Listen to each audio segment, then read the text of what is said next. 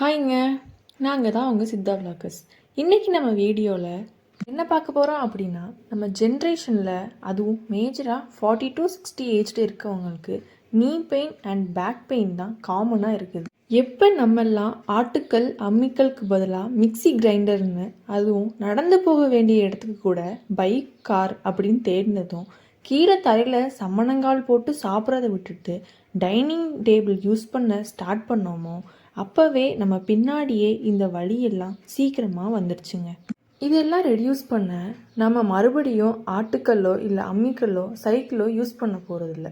ஏன்னா நம்ம life style இவ்வளோ மாடிஃபை ஆகிட்டு. பட் நீங்கள் எதுக்கும் ஒரே பண்ணிக்க தேவையில்லை. ஏன்னா நீங்கள் தான் நம்ம சேனலை சப்ஸ்கிரைப் பண்ணியிருக்கீங்களே. இதுக்காக நாங்கள் உங்களுக்கு ஈஸியாக யோகா மெத்தடில் பெயின் ரெடியூஸ் பண்ணுறது எப்படி அப்படிங்கிறத பற்றி பார்ப்போம். First one cat cow pose, second one child pose, third one bridge pose, fourth one downward facing dog, fifth one supine spinal twist.